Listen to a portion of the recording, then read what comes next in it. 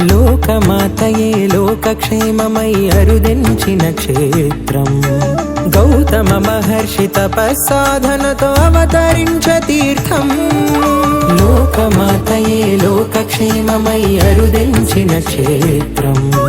గౌతమ మహర్షి తపస్సాధనతో అవతరించ తీర్థం.